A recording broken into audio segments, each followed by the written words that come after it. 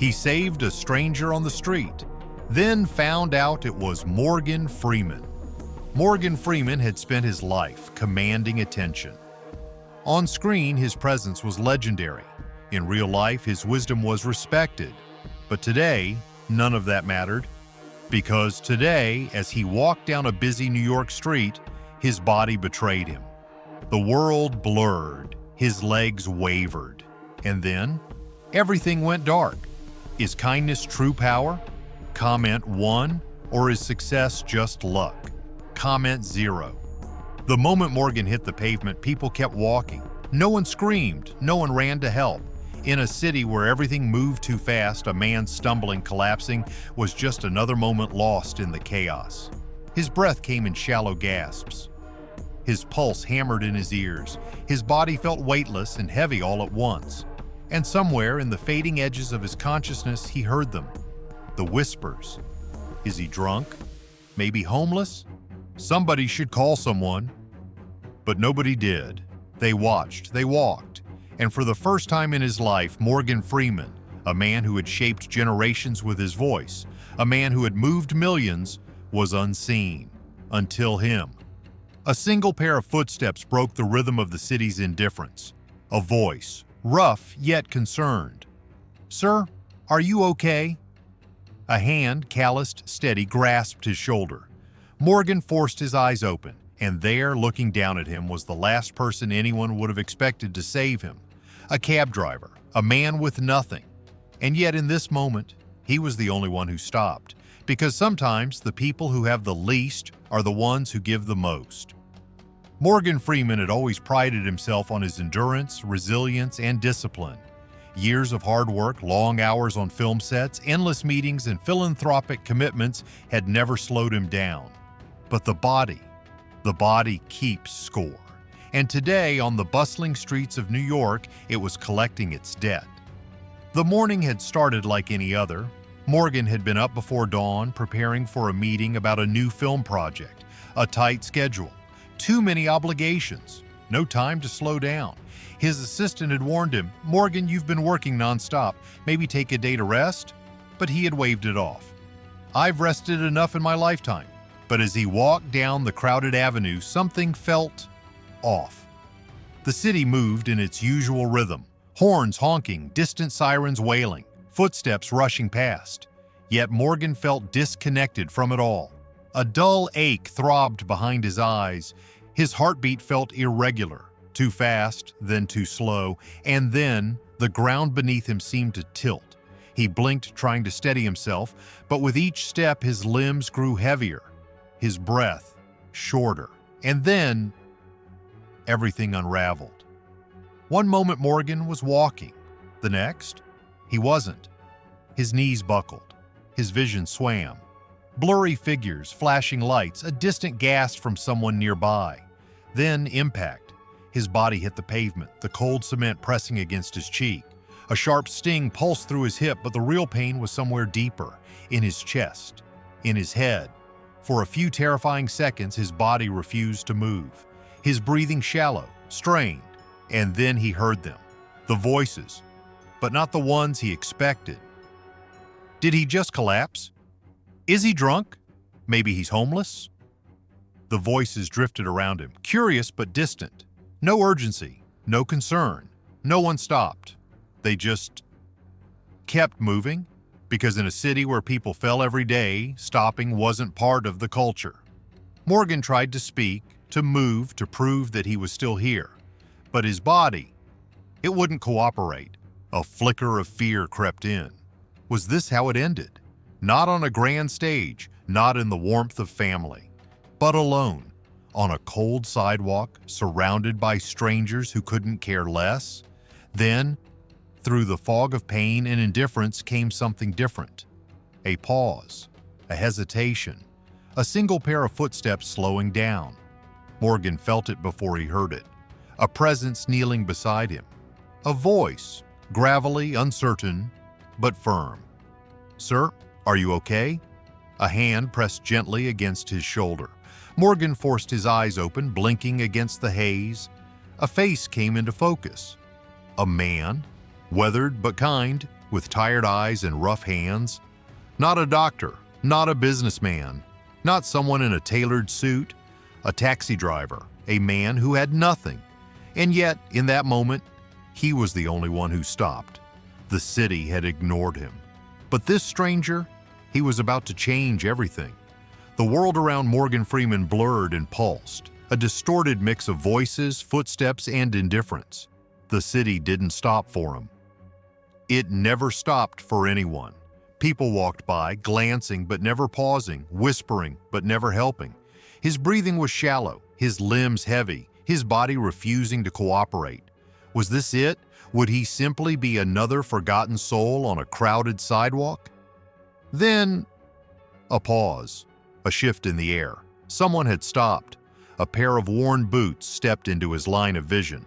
The shadow of a man crouched beside him, his breath slightly uneven as if he'd rushed over. "Sir, can you hear me?" The voice was rough, gravelly, not polished, not rehearsed, genuine.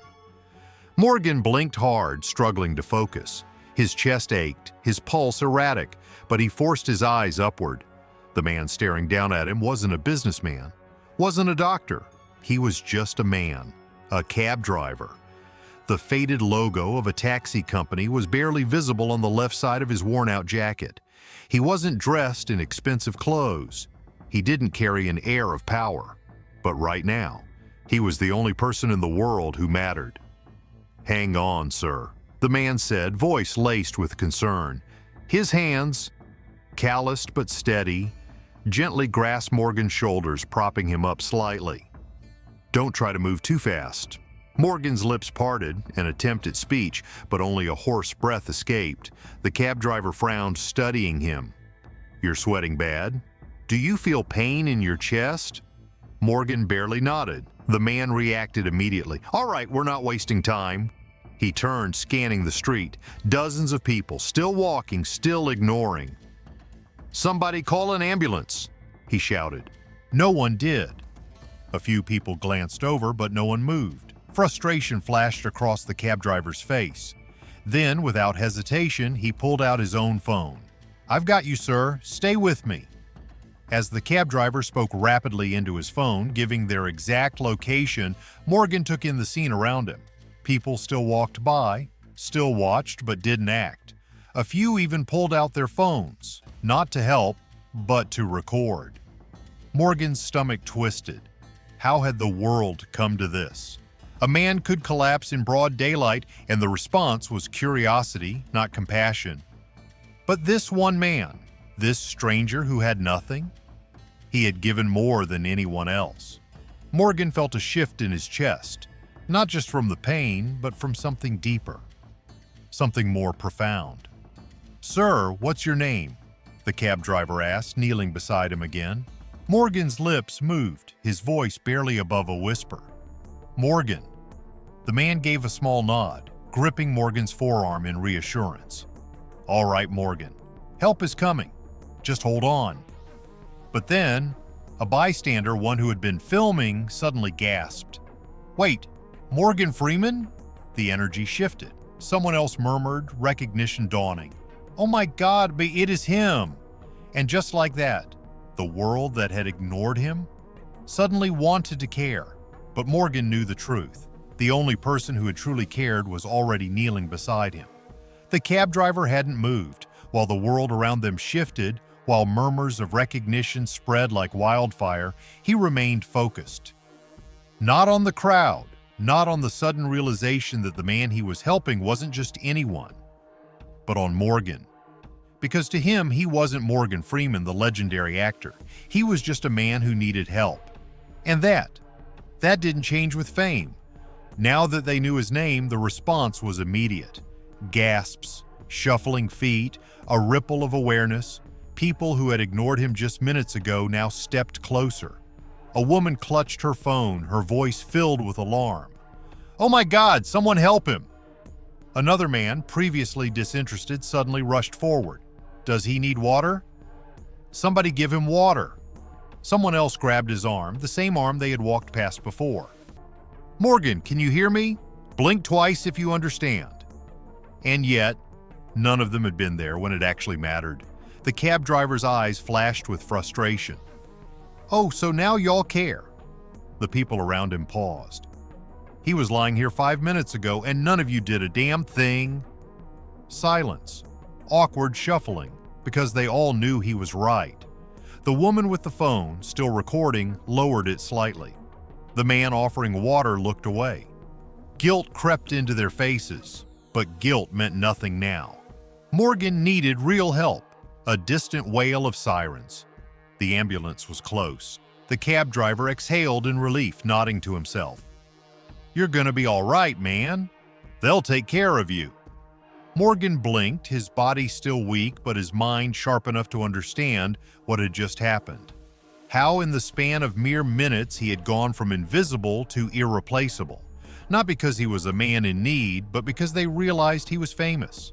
And that truth, it sat heavy in his chest. The ambulance doors swung open, 2 paramedics rushed toward him, and as one of them crouched down, her breath caught in her throat. "Wait, Morgan Freeman?" Morgan, still weak, managed a small, tired smile. "That's what they tell me." The young woman, still in shock, quickly regained her composure. She nodded at her partner. "Let's get him stabilized. Sir, can you tell me what you're feeling?" As they worked, Morgan felt his strength fading, but he also felt something else, a deep, unwavering gratitude for the only man who had been there before the sirens, before the cameras, before the world decided he was worth saving. He turned his head, searching for him. "The cab driver," Morgan murmured. The paramedic frowned. "What cab driver?" Morgan's eyes fluttered. He tried to speak, to point, to make sure they knew, but his body gave in. And as the world slipped into darkness once more, the only thing on his mind wasn't the cameras or the sudden flood of attention. It was one question: where did the cab driver go? Because in a city full of people who wanted to be seen, the one who had saved him had disappeared without a trace. The hospital room was quiet except for the steady beeping of machines monitoring Morgan Freeman's vital signs. The world outside was in chaos. News outlets buzzing, fans expressing concern, celebrities sending well wishes. But inside these walls, it was just him, resting, recovering, and thinking. Thinking about the one person who had been there before the cameras, before the crowd, before the recognition. The cab driver, the man who had stopped when no one else did. And now, Morgan needed to find him. Morgan had barely opened his eyes when his assistant, James Parker, rushed to his bedside. "Morgan, you scared the hell out of us." Morgan gave a weak chuckle. Didn't mean to cause a scene. James sighed. "You collapsed in the middle of New York. It doesn't get more scene than that." Morgan nodded, then got straight to the point. "The cab driver, the man who helped me. Where is he?" James hesitated. "We don't know." Morgan's brows furrowed. "What do you mean you don't know?" By the time paramedics arrived, he was gone. The words didn't sit right. Morgan's mind replayed everything. The man's rough voice, his steady hands, the way he stood firm while the rest of the city ignored him. He wasn't a man who wanted recognition. He was just a man who cared. And Morgan Freeman wasn't about to let his kindness go unnoticed. James had his team working around the clock. Checked traffic cameras, called taxi companies, posted inquiries online.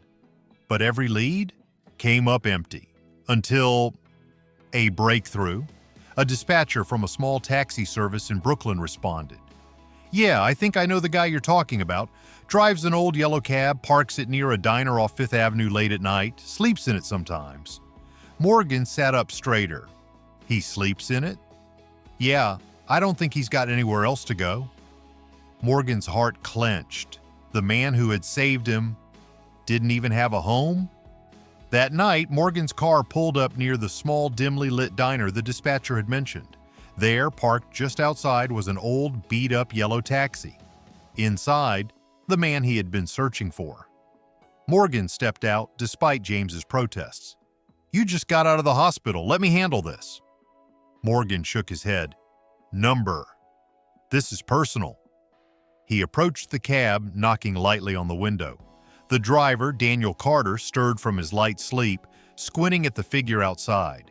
When he realized who it was, his jaw dropped. You're... Morgan smiled. Morgan Freeman. Yeah, I get that a lot.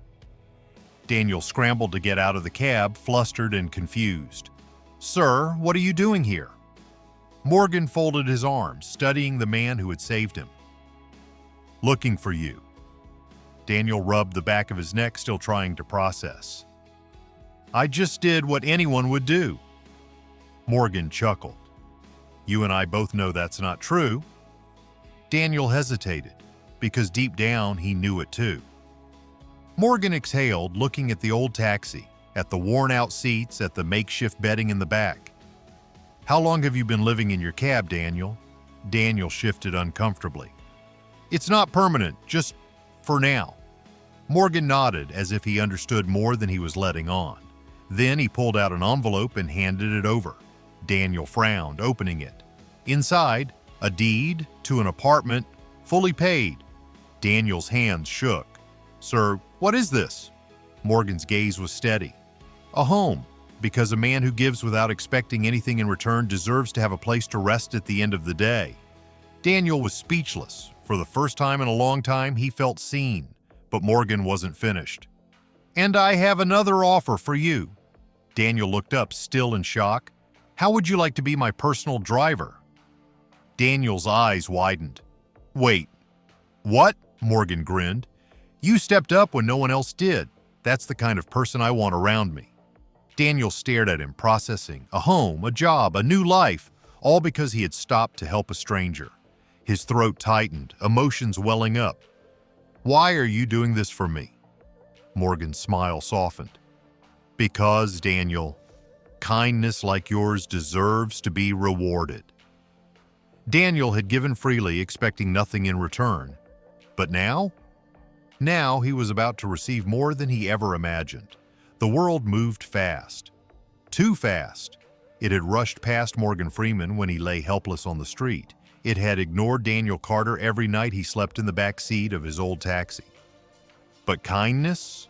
Kindness slowed down. Kindness stopped when others walked by. And in the end, it changed both of their lives forever. Daniel had never expected anything in return for his actions. He had helped because it was the right thing to do. But life has a way of rewarding those who give selflessly. Now he had a home, a stable job, and a future. And Morgan, he had gained something just as valuable. A reminder that wealth, power, and fame mean nothing if you forget to see the people around you. One act of kindness had rippled outward, changing more than just one life. And that was the real reward. As Morgan stepped into his car that night, his new car, driven by his new personal driver, Daniel, he looked out at the city. The same streets where he had once collapsed, ignored. Now, he saw them differently, because kindness wasn't just about giving. It was about noticing. And sometimes, the smallest moment of compassion could change someone's entire world. Respect isn't about status. It's about humanity. And in the end, the richest man is the one who lifts others up. Through this story, we realize that true worth isn't measured by wealth, power, or recognition. It's measured by how we treat the people around us. Daniel Carter had nothing but his heart and his willingness to help. And that made him richer than most. This story reminds us that kindness is never wasted. That one small action, one moment of selflessness, can create a ripple effect greater than we ever imagined. Because in the end, it's not about what you have, it's about what you give. He saved a stranger on the street, then found out it was Morgan Freeman.